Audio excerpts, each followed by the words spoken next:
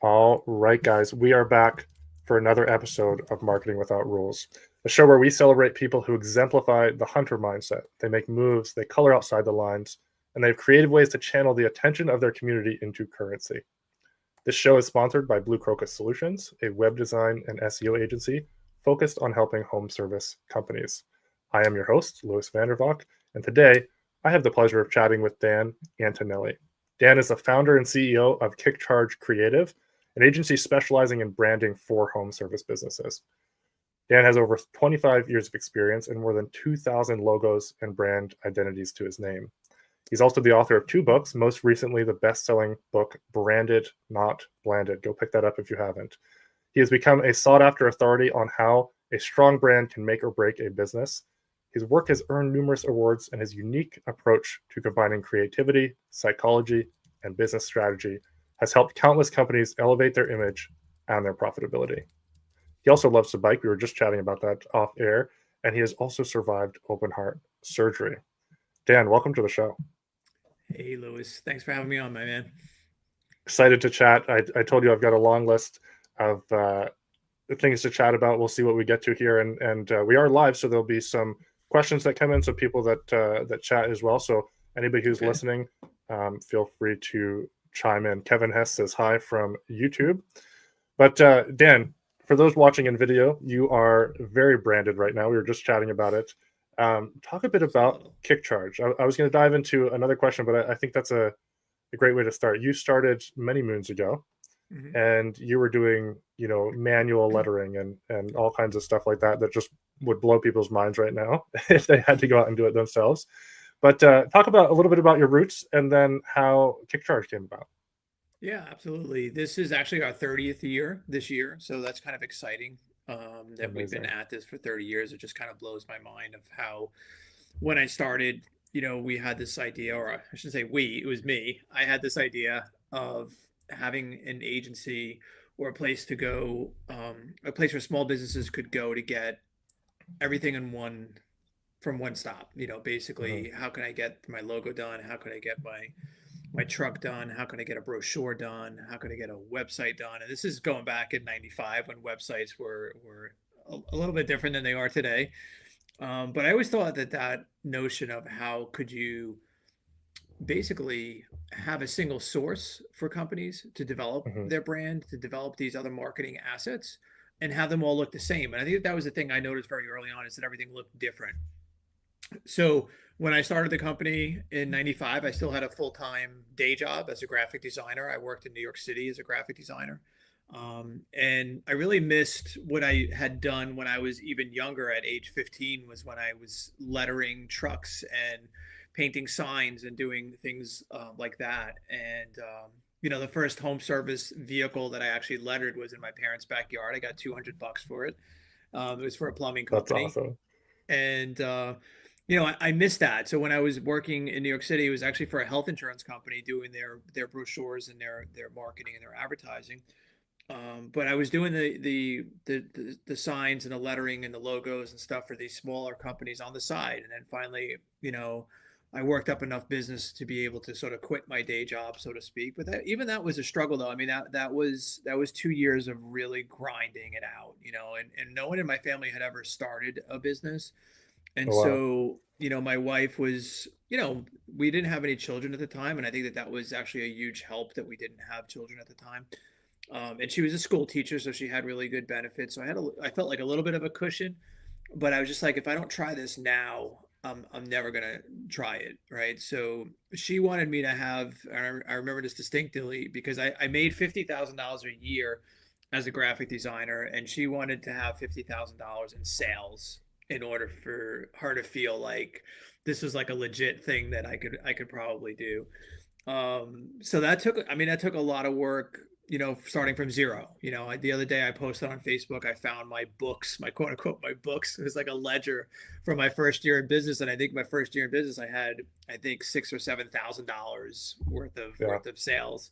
But listen, I was working like 90, 100 hours for like a year or so, like to get enough. So I would come home from work from the city and then have dinner and then go down to my basement and start working again.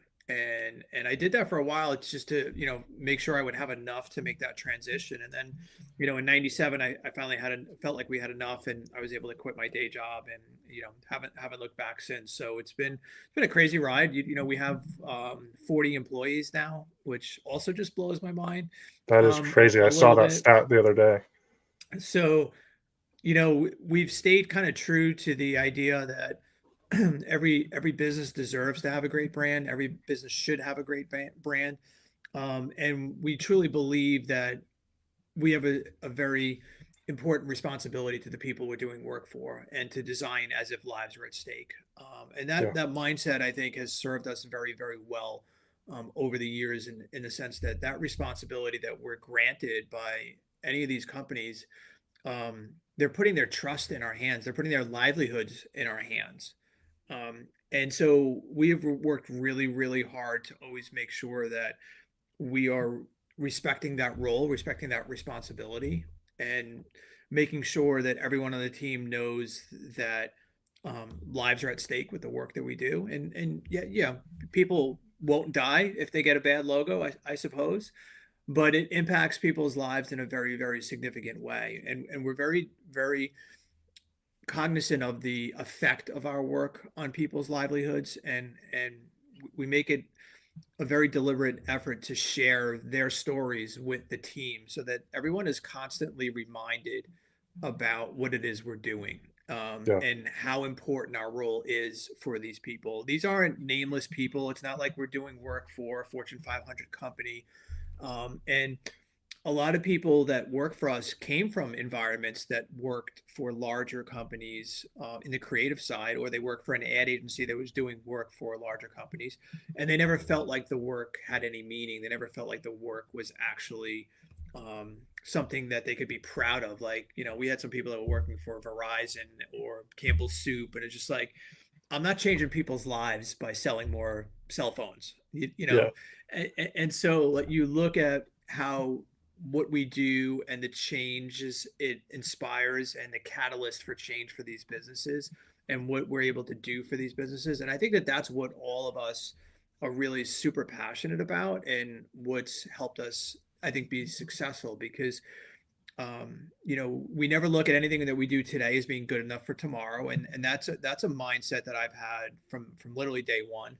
And it's funny too, because when you post something on Facebook and people say, "Oh my God, that's my favorite that you've ever done," and on one hand, like, you're super excited to get feedback like that people really love it, but then on the other hand, you're like, "Oh shit, like, I got to do better than this now. Like, that's Yeah. not good enough anymore." Like, so, and every time you do something that you think is the absolute best thing that you can ever do, you live in that moment for a little bit of time, and then you're like, all right, that's it. We got to do better. We got to one up this. And so we continue to try to really just innovate, and just really always be at the top of our game.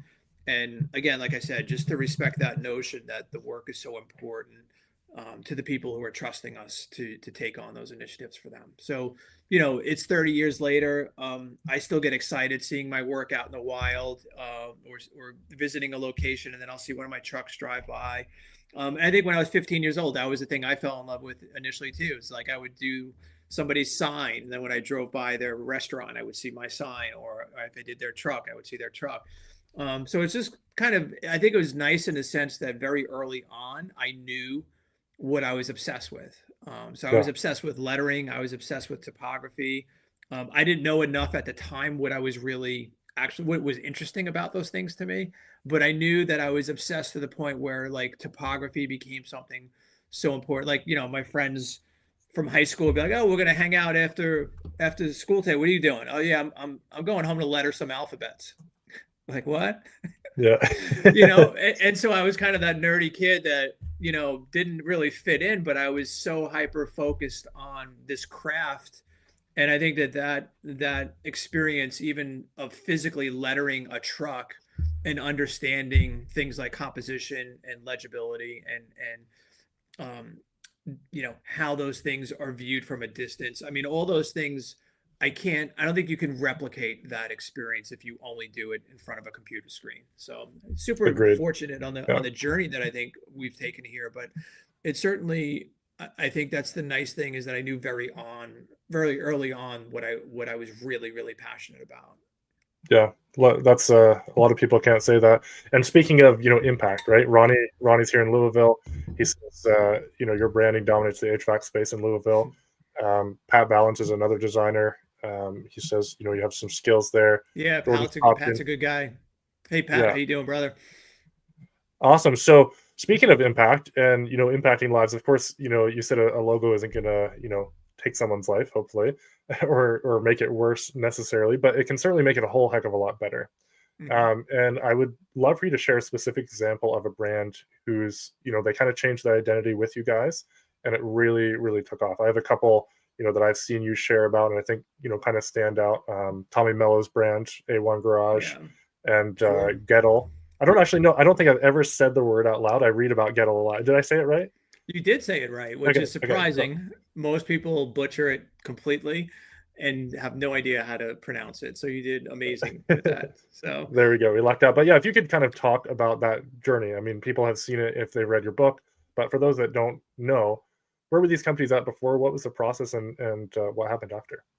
yeah, I mean, even you could look at Gettle when we rebranded Gettle, which was I think a $7 million company at the time, and they blew up to be I think a $250 million company. I think 7 or 8 years after rebranding with us. Tommy Mello is another good example just of the notion of never being complacent. So he rebranded with us at 30 million in revenue, and you don't hear many guys at 30 million in revenue saying my brand really sucks, and Yeah. I should change it.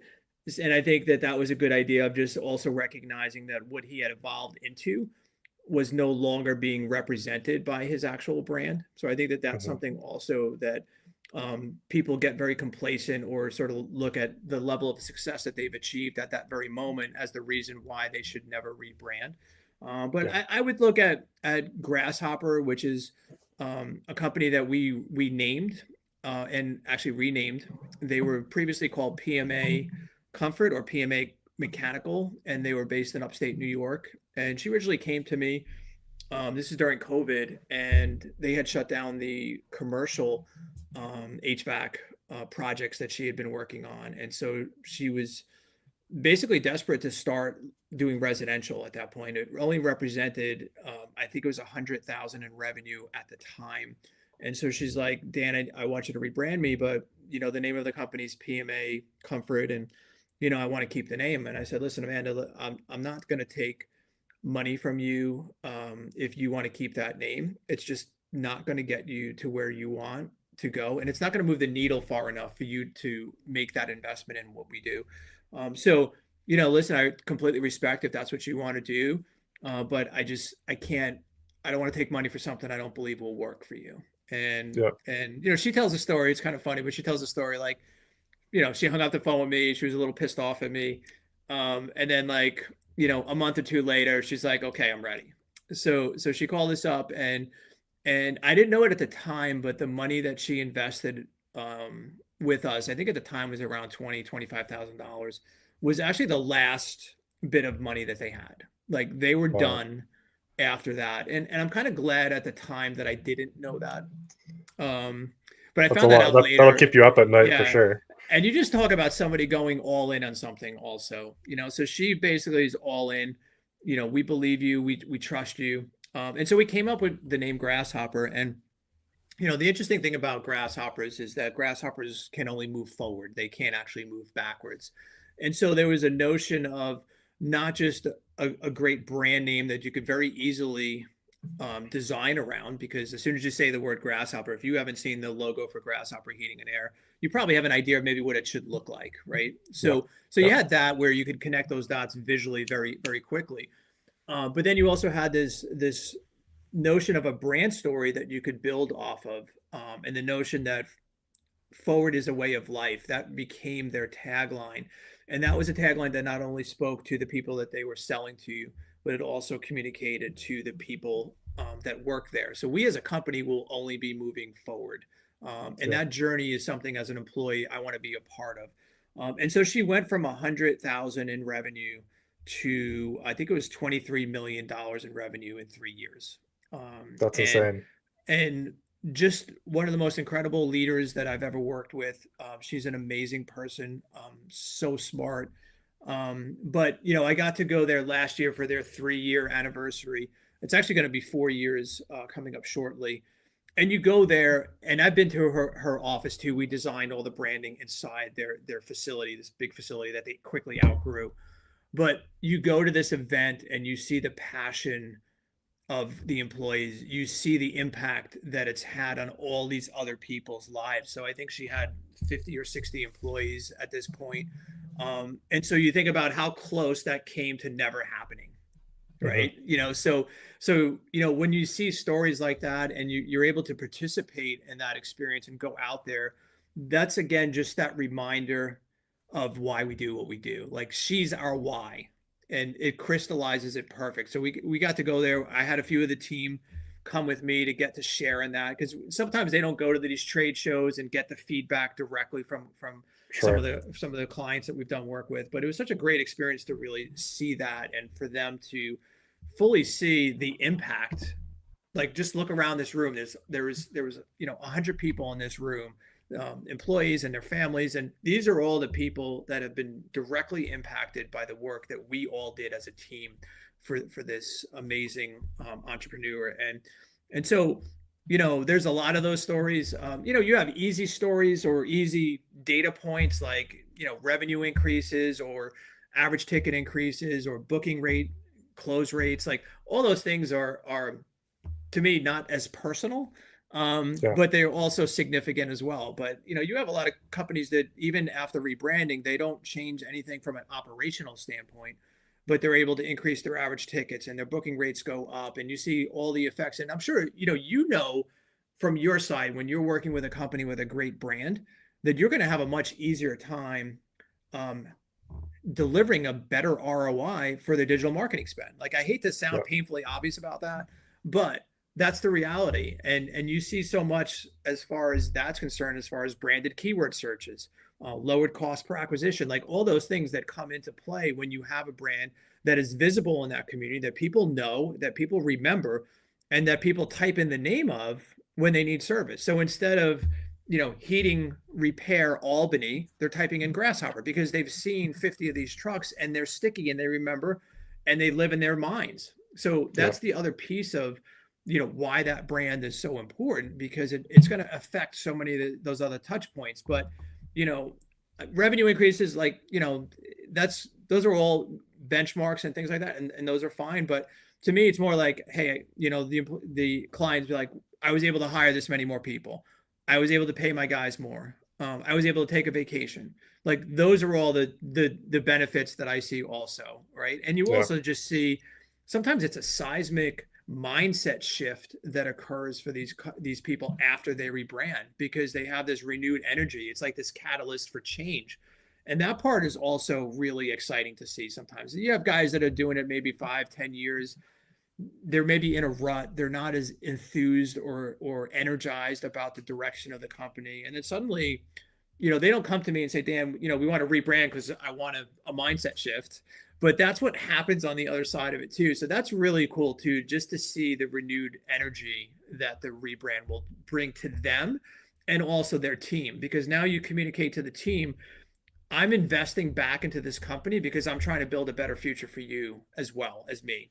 Right. So I think that is also some good messaging that comes along with it. Yeah, that's huge. I mean, just look at you. If you guys are watching on video, Dan's branding is fantastic. Like, his life is branded. We were chatting about the bike. He's looking to try and get a custom bike that's got his branding on it. His Corvette is branded. His hat, his hoodie right now. We've got the branded banner in the background. Your shelves even are branded.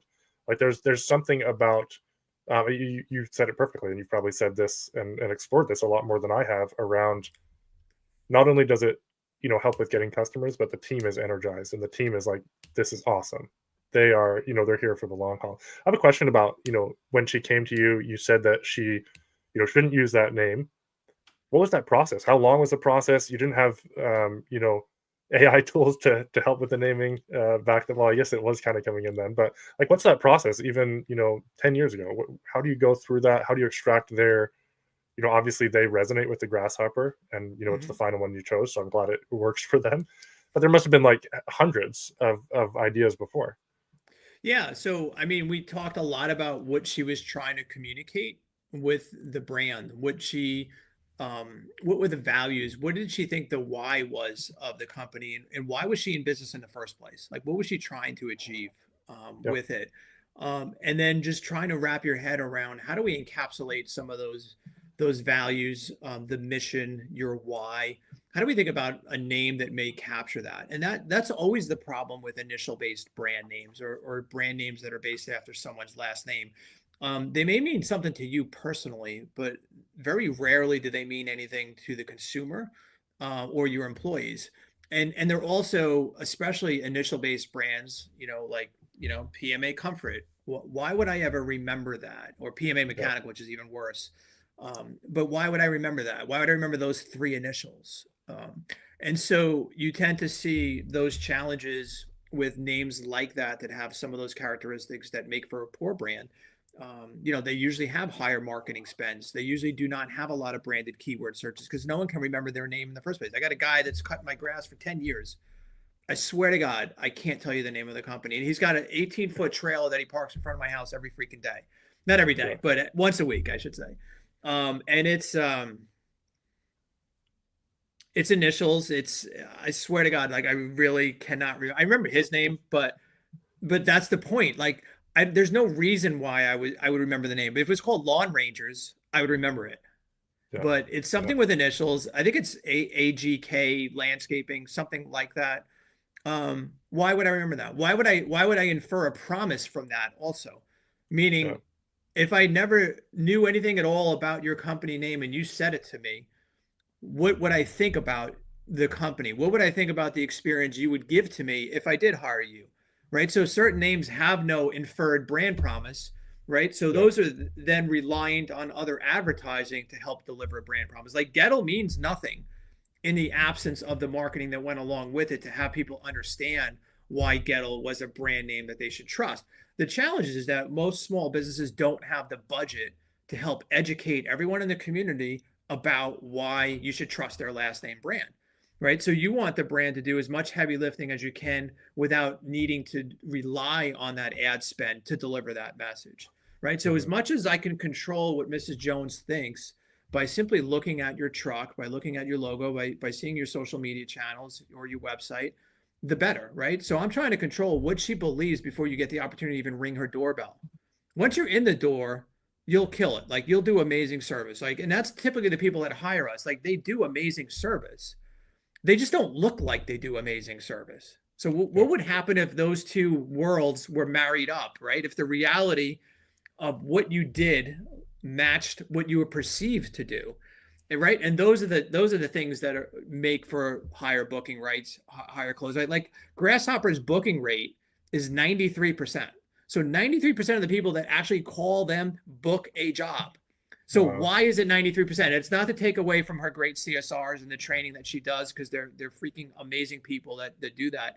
But the people who call already have an expectation of what they're going to get before they choose to hire them.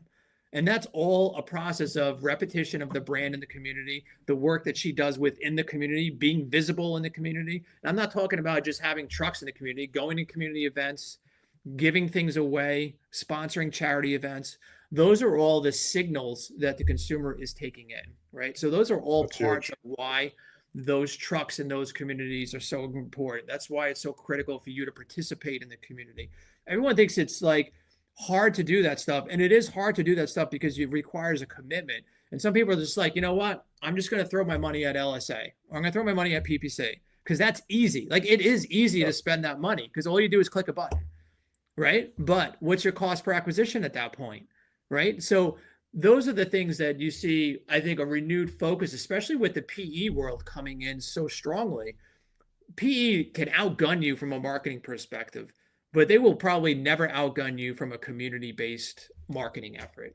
So I've seen you kind of ranting a little bit about the PE brands and how awful they are. Well, it's, and we do work for a lot of PE. Like we do actually rebrand a lot of their acquisitions, but you'd be surprised how many, it's like kryptonite. They don't want to touch the brand that they acquired because they think that it's quote unquote working so well for them. Yeah. And they really don't understand the relationship between poor branding and marketing spend. And to me, it's like painfully obvious. Like, don't you guys understand that like you spending 10, 11, 12% on marketing is insane? And the reason why you need to spend 10, 11, 12% is because the brand is so weak. What about if we fix the brand and then you could spend 5%? Wouldn't that be better? Right. But Yeah. sometimes they don't look at it that way. They're like, oh, well, it's $5,000 per vehicle to get a new truck wrap. And, that's 10x on an EBITDA. And, they start looking at it from that perspective and not really realizing the impact that it will actually have on the bottom line, longer term. Short term, you got to take a hit. Long term, you got to decide if it's worth that investment. A lot of them don't see it.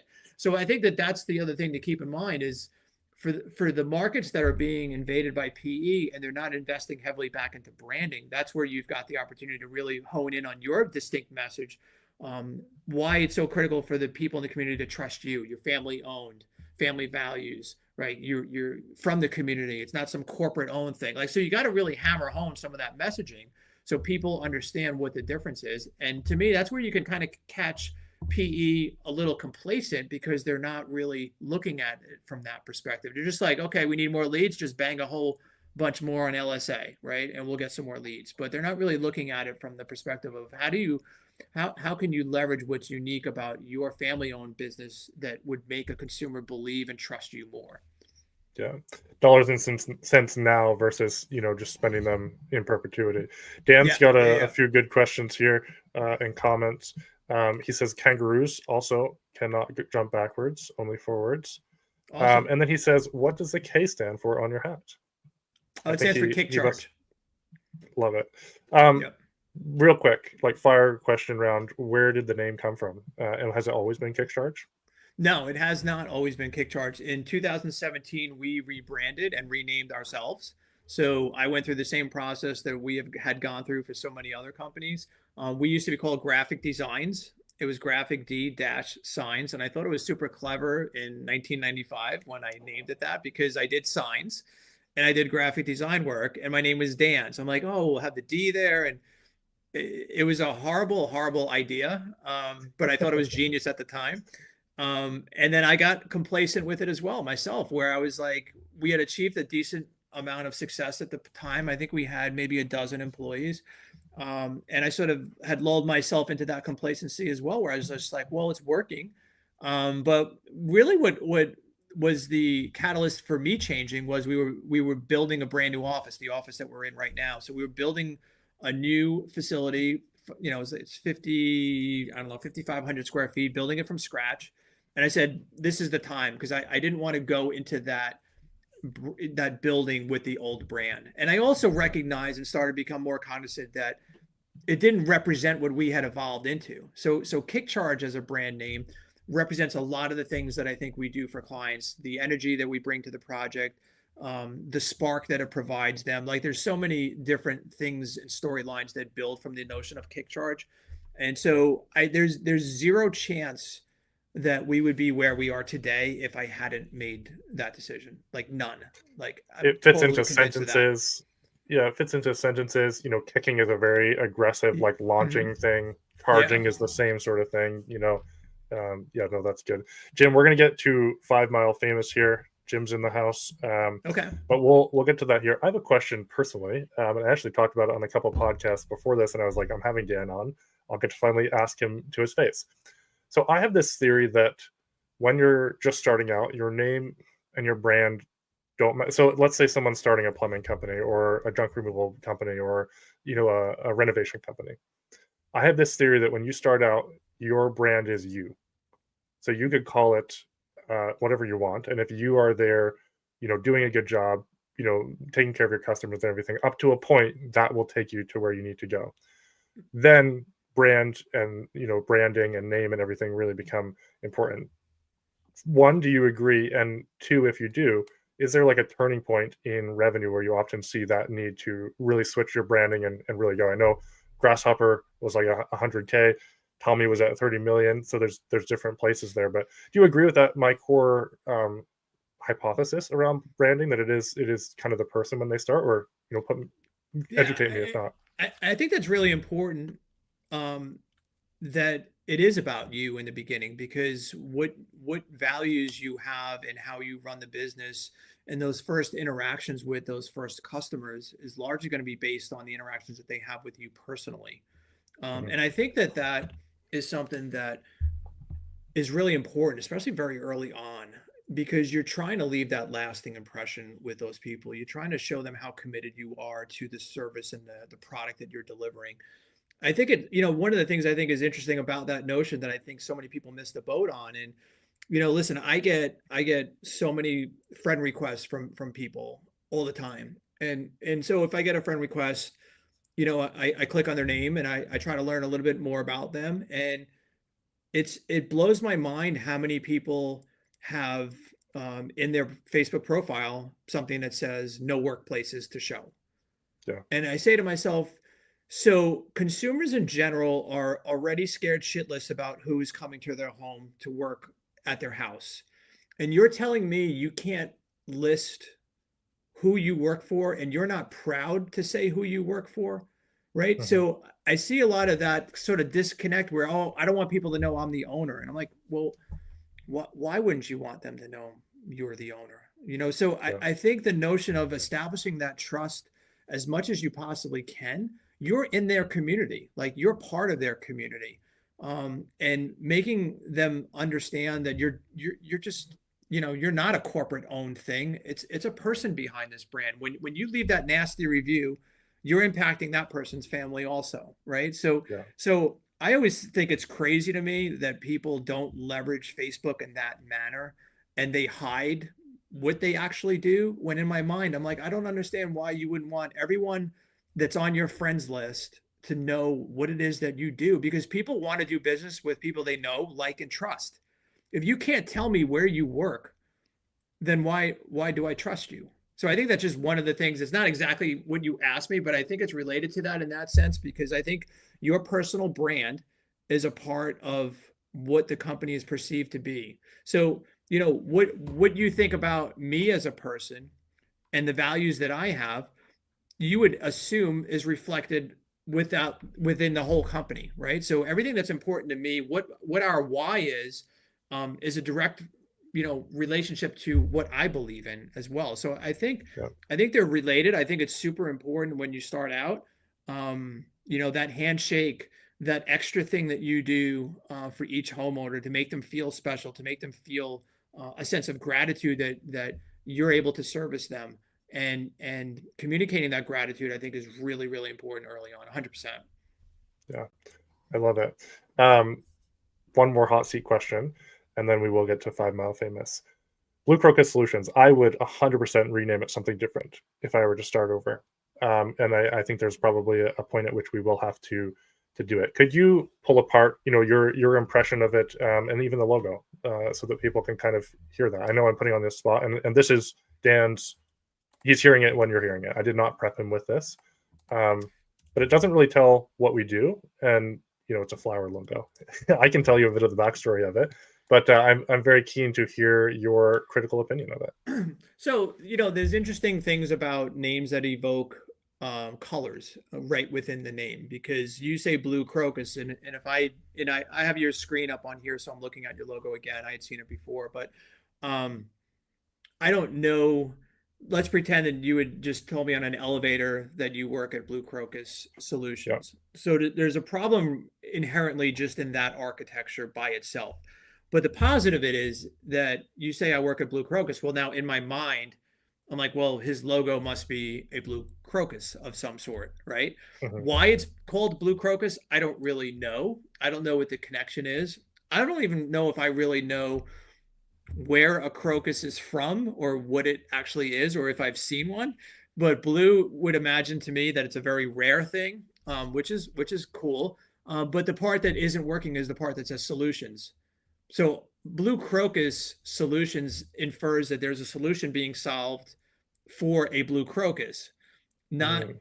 a solution to what I have as a home service contractor, which is I need help with digital marketing, I need help with my website or things like that. So the word Yeah. solutions is superfluous in this layout, in this architecture. So I would say that should go, and it should say blue crocus, digital marketing or something like that.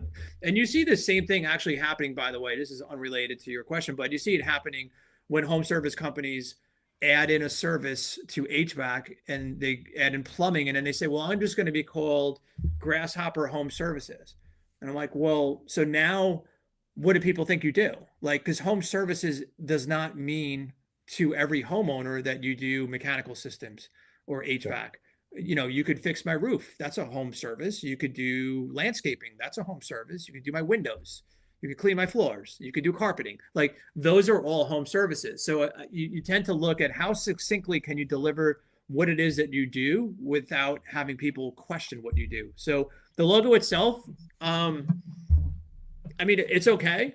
I feel like visually it could be more interesting. I feel like there could be a secondary color to it, even though it's called Blue Crocus. I feel like there should be a secondary color to make it visually more compelling. And I would definitely delete the word solutions and just replace that with what you do. I know what you do is broad, but it is consolidated into one notion of digital marketing to a certain extent. Yeah. That's awesome. No, I appreciate that because, well, the story of how I came up with it, no business background. I knew this is what I wanted to do. But the solutions, I was like, and I think this is what a lot of companies do. I was like, I'm just going to keep it open. I'm not going to say websites. I'm not going to say SEO. Digital marketing is really what we do. But I was like, hey, I'll just keep it open, right? And then the blue, I just picked a color that came to mind, and then the crocus was like something that came. So there's really no story behind it. I made a story, and I said, you know, the crocuses are the flowers that come out, you know, while the snow's still on the ground. They're poking their heads up through, and that's what we'll do for your business. We'll get things rocking while everybody else's company is still sleeping in the winter. You know, as we do that. So no, that's helpful feedback. I appreciate that. Awesome. 5 Mile Famous. Let's dive into that. So, you know, the notion of 5 Mile Famous certainly isn't unique to me. Like, I didn't coin the phrase. It's something that I've heard over the years. And that notion has to do with how do you develop a name that people within 5 miles would know what you do? And in my book, there's a stat that we had secured from a study that indicated that in different trades, like they broke it out to landscaping, painting contractors, plumbers, electricians. And they asked how many people knew the name of a home service contractor before they went online to search for them. And it was a scary stat for me. It in the sense that it was something on average, 85% of the people searching for a home service contractor did not know the name of a home service contractor when looking for one. So imagine what that means from a digital marketing perspective. Imagine how expensive that invisibility is costing them. So you see people say that, hey, I want to expand into other markets. I want to grow. I want to go into different other areas because I'm not getting enough work in the community that I'm in. And I think that that's sort of the solution. But the reality is if you serviced everyone within 5 miles of your central location, you would have more work than you could probably handle. And so focusing your efforts on how to get as famous as you possibly can within that community that you serve. So there's fundamental basic things that go along with it, in addition to obviously the strategies of what the digital campaign would look like, but even just things like sponsoring the Little Leagues, going to the community events, going to the parades, having a truck go down the 4th of July float with, your branding on it and handing things out, having a mascot that you made into a physical mascot and handing stuffed animals out. Like, all those things are, again, going with the notion of how do I rent space in their minds so that they can recall me later on when they need service. Because if of course, that if they type in a branded keyword search, you're going to win on that. You're going to show up high, and it's going to be a very less expensive click for you, if it's a click at all, right? Because if they're typing in your branded name, they already know who you are. They're not typing in a generic brand name. So we see, like, some of the data that I'm including. I'm actually revising the book and doing a second edition of the book. I'm working on it right now, but I included a lot more data that we were able to secure from some different digital marketing companies, where we asked them to compare companies with brands that we had done versus companies that we hadn't done their branding for. And we said, what are the results that you see comparatively speaking? So they had compared, one of the companies compared 25 kick charge branded websites versus 25 non-kick charge branded websites. And what, on average, the kick charge branded site was generating 500 branded keyword searches per month in comparison to 50 for the companies that did not have a kick charge branded site. So almost a 10x in terms of people typing in the actual name, right? So that shows you that you're making penetration in that community. People are remembering seeing your vehicle and they're typing it in. And of course, those companies are typically investing in some of those other grassroots efforts. So then you also look at conversion rates, right? So I know for you, conversion rate is a really important piece of data. And so the kick charge sites were converting at, I think it was 12.5% versus 6% on the sites that did not have a kick charge brand. So double the conversion rates. And again, so why is the conversion rate higher with the better branding? Well, because it's instilling that trust. They know it because they've seen it in the community, and they remember having seen it before. So that know, like, and trust, right? So those are the things that I think people miss when they go with a brand that blends in, right? So that white van is blending in. There's no reason why Mrs. Jones is ever going to remember it later on. And so when she goes to find someone online, she doesn't remember having seen it before. And so she doesn't trust it either. But if I've seen that van on my neighbor's driveway once, and then I started driving it by the supermarket, and then I saw it again, and I remembered it because it was cool or it was fun or it made me feel something, then I'm more likely to book that call because I remember them. They're in my community. They're local to me. So the notion of that 5 Mile Famous really helps a lot because the people feel like they're local to me. And that's another way to, again, to combat what they're seeing with the PE and what's happening with PE. So it's a great concept. I think too many people focus on expanding into other markets and not focusing enough on what's literally right in their backyard and how much opportunity there is in their own backyard. And why investing in some of those smaller things, I think, just yields so much better dividend. I mean, listen, you want to sponsor the kids' softball team. Honestly, how much is it going to cost you? Like $200, $500? Like, yeah, exactly. Do you think any one of those kids on that team, when their parents need HVAC services, they're calling someone else at that point? Like, it's but yet, let me spend $500 for that LSA lead. Yeah. It doesn't make any sense to me why we're not doing more in that community. So I think that, people miss that opportunity. And listen, of course it takes work. So sometimes, yeah, it's easy to just tell a digital marketing, hey, you know what, up our budget this month and we need more leads. And I get it. In short term, sometimes you have to do that. But long term, I think the idea is make your brand well known within your community. Don't do what everyone else is doing. Don't build a brand that no one really would ever be passionate about or would ever remember or has a story. It's why you hear me talk about the sun and the snowflake logos for the HVAC companies and why that's a bad idea, or the ice and the fire logo, the clip art stuff. Like, no one is going to ever give a shit about that. Like, honestly, they just don't care about it, and there's no story to tell behind it either. There's no storyline. So, look at your own website. And honestly, if you go on your own website and you replaced your name with someone else's name that's a competitor, and that website read perfectly fine, then what is actually unique and compelling about your brand and the story that you're trying to tell to Mrs. Jones? Why would she choose you when literally you're not giving any indication about what that experience might be that's different, choosing you versus the other company? That's huge. Yeah, that's huge. And if that's not a marketing without rules moment right there, and summing up the whole reason that I wanted to start this and have people on like you, is too many people just are like, oh, it's easy to start LSA and Google Ads. And they don't put in the work, whether it's the work to get branded by someone like you, whether it's the work to go and hunt down those community things that they can do. You mentioned stuffies, like teddy bears and stuff. Like that's a super underrated thing. I know companies that have done that, and it crushes. Yeah. And to be honest with you too, like I feel for digital marketing companies because I feel like they get trashed all the time. Like, my digital marketing company sucks. They're not delivering any leads. And then you dig into the data sometimes and it's like, you know what? Your digital marketing company doesn't suck. You know who sucks? You suck. And you suck because you can't book the job. You suck because you can't close the job. There's so many open estimates out that you're not following up on. Like, so you look at opportunities lost, and it's not on the digital marketing company to close the sale. It's not on the digital marketing to book the job, right? You can deliver all these leads, and then their answer is, well, we need more leads. I'm like, well, if your booking rate was 93%, would you need more leads? Why is it only 65%? Because you're not paying your CSRs enough money.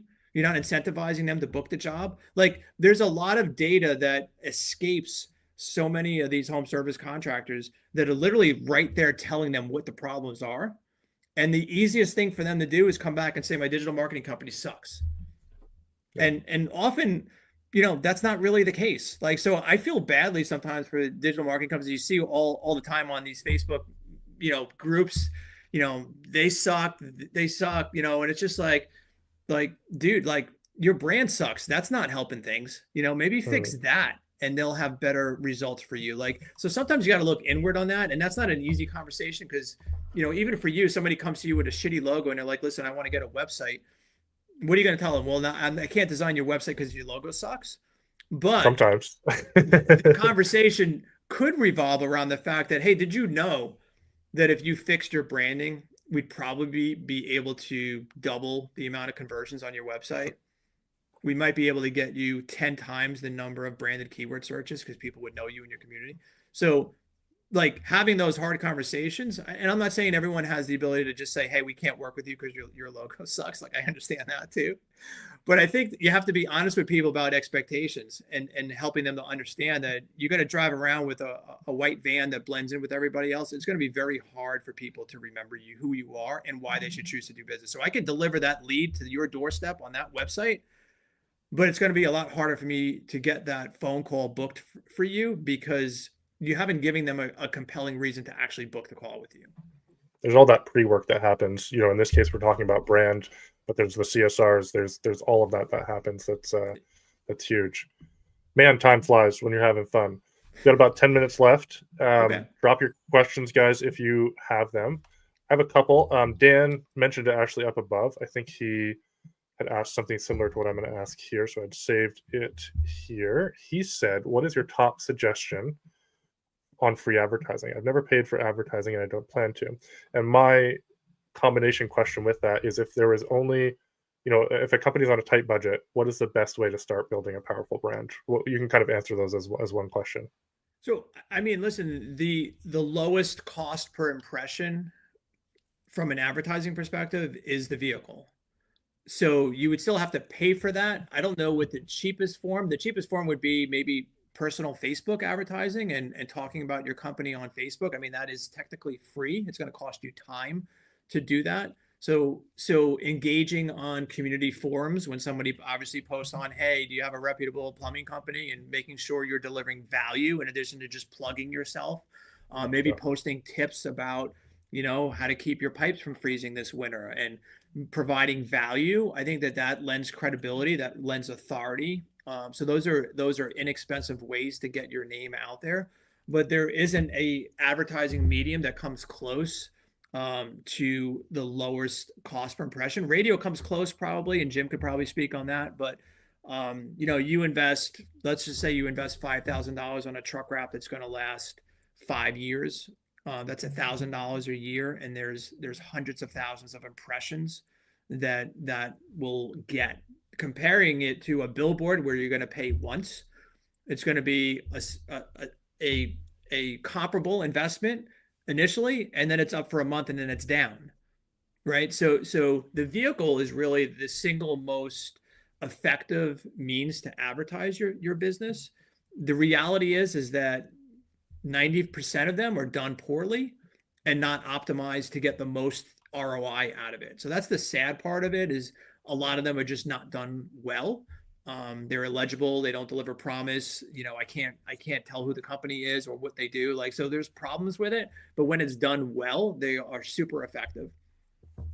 Super effective. We could have spent the whole podcast actually talking about trucks. So I want to wrap up with trucks and kind of the branding. I've heard you talk about grayscale a lot with logos, but especially with trucks. You know, is it actually, the word's skipping my brain right now, but is the contrast there so that people see it? And then how do you make a truck wrap so that people are actually going to call? Everybody wants to cram every single service that they do on the truck wrap, or just have a white van with their logo. What's the Yeah, balance? And kind of give us that here in 5 minutes. I would say the reason why most truck wraps fail is because there isn't a brand worth wrapping the truck with in the first place. So you always have to approach the truck wrap from that perspective, that your foundation has to be solid enough to actually have a brand that will function well in that environment. So the other challenge is that a lot of brands were never initially designed for that medium. And so they don't perform well from a distance, as an example, like as one challenge. Distance legibility is a huge part of effectiveness for truck wrap design. And so they were designed to look good on a website or the top of a website or on a business card, but they really do not function well in the environment for an outdoor environment. So you have that as something definitely to keep in mind. So if you don't have a strong brand, it's nearly impossible to build an effective truck wrap from that weak brand. It's one of the reasons why we won't work with someone on a truck wrap unless they have branded with us in the first place, because I know that it will never deliver an ROI to warrant you spending money with us. Like, and I'm not going to take money for something I don't believe in, that I know won't deliver an ROI. So make sure you have a brand that's worthy of getting a truck wrap in the first place, that's effective, that will be legible from a distance. And then as far as what should be included on that truck wrap design, right? So a lot of mistakes you see is, again, let me put everything that I do, especially when people first start out. Hey, I got to list everything. We're always trying to distill it into the least amount of information possible. And that is the brand, the clarifiers, meaning what they do that lives underneath the brand name usually, and then a website address and a tagline, maybe a phone number. We're probably trending less than 50% of our trucks are getting phone numbers nowadays, because it's not the way that people actually contact you. They're more likely to either Google your name or type your name into Google and get your phone number that way, right? So I would much rather have a website that's legible, and a brand name that they can read from a distance, and a tagline that helps clarify the story of this brand and why it would connect to you. And you see a lot of people, push back on that. Hey, I need to have my phone number. How are they going to ever contact me? I'm like, dude, when was the last time you actually dialed a phone, like typed in digits on your phone to contact someone? It's not really the way people are contacting people nowadays, and it's much easier for people to remember a brand name than 10 random digits. Like, it just doesn't really work that way. So least amount of information. Avoid bullet list. We are not big on QR codes as well. I know people love to put QR codes on their trucks. I don't know why. I don't know if you've ever tried to scan a QR code while you're driving. It doesn't work very well. But also, again, like, honestly, like, the brand name, the URL, like, that's how I can contact you. I don't necessarily try to scan while I'm driving or anything like that. I know, well, when I'm parked, people can scan it. I'm like, yeah, they can, but I'm always wanting the least amount of information possible, and I always want to keep it brand centric. So that QR code, to me, if it interferes with what I'm trying to communicate, I don't want it on the truck. Yeah, that's huge. The phone number one, that's going to have a lot of people squirming, and the website, the website as opposed to it, but it just makes sense from really, the brand is what people are going to search. We've got very few, we're a population of like 100,000 here, so there's very few great branded companies. But there's one that, like, kids know whenever they see it. It's called Greenfoot, and they're a HVAC company. Okay. And they have a big foot on the side of their truck that's green, and then they got like the black and green wrap. And the kids like shout it out when they see it, and they can't even read yet. Like, so brand is so important. Kent's another one. They see that anywhere, and they're like, I know that. Kent's a Canadian, Home Depot competitor, but it's even kid. If a brand is recognizable by a kid, you're probably doing something okay. Yeah, definitely. You see sometimes that the kids actually remember the name of the HVAC company before the parents do, which is kind of interesting. So we've had a lot of stories from clients of that where they're like, yeah, my kid said, call the Penguin or call this company. It's just kind of funny. But one of the companies that we rebranded in Ohio called Eco Plumbers went from they rebranded with us at 40 million and went to 63 million in 12 months. No phone number on the vehicle. Nice. So it seems like it worked okay without having a phone number there, right? People were able to figure out how to contact them. It wasn't that hard, right? So pretty good litmus test. Yeah, Dan, appreciate you jumping in. Dan says he doesn't have any markings. He's gonna do his trailer. He's in junk removal. I think that's a good start for sure. Well, Dan, This is, I guess I said Dan, and you probably thought I was talking about you, but both Dans, Dan Antonelli, thanks for coming on the show. Dan Kane, appreciate you being active in the comments. But Dan, thank you for coming on, just driving home the point that marketing is an active operation. You can't just sit back and expect leads to come in from an agency. I tell this to our clients all the time. You've got to go out there and be hustling. We're a complement. We're fuel, hopefully, to the fire that you're already building. So if 100%. Dan hasn't driven that home tonight, and really encapsulated the marketing without rules ethos, go back and listen to this again, because it's right there to do it. And as I always say, guys, pick one thing that Dan talked about and go take action on it. If it's community, if it's wrapping your truck like Dan's Kane is talking about, if it's kind of thinking about at what point can I afford to really reinvest and get Dan Antonelli's team, the Kick Charge team, to redo stuff. There's a lot of power in brand. So yeah, really appreciate it, Dan. Stick around for a second after, and guys, keep marketing without rules, keep hustling, and stop just sitting back on your hands. We'll talk soon. All right. Thanks, buddy.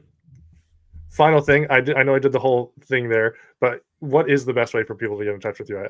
I forgot to do that little thing, but what's the best way for people to get in touch? They could certainly visit our website at kickcharge.com. Cool. They can hit me up at dan@kickcharge.com. And I also just like to offer, like, if you have a question on something about your brand, listen, I am not a hard sell kind of guy. I'm not going to stalk you and keep asking you about doing work for you. If you have questions on something, or if you want me to just take a quick look at something that you have and want some feedback on it, or a name you're thinking about, anything, like, just hit me up. I think the book is a great resource. It'll answer like 90% of any question you would have about home service branding. But certainly, if you have something that you're unsure of and you would like a feedback, just hit me up. I'm happy to give feedback. I swear I will not try to sell you a thing. I just want as many people to win as possible. And it's something that I wish more people understood. And I think, honestly, I wish that more people read my book before they ever start their business, because it would save so much heartache down the road. But I wish anybody has any questions, just hit me up, and I'll do the best I can to answer as many of your questions. Yeah, I can attest to that, actually. I have sent Dan some questions around a company who was rebranding, and they wanted to go with the services, and Dan directed me to do, get specific. So I wasn't, they weren't paying me for a rebrand, but they had asked me, and I reached out to Dan, and he, offered a fairly lengthy discourse on the pros and cons. So very helpful. Again, Dan, appreciate you. I will link the book. I'll link Dan's website. I'll link all of that in the show notes and the description when it goes live. But till next time, guys, keep marketing without rules. And Dan, thank you again. All right. Thanks, Lewis.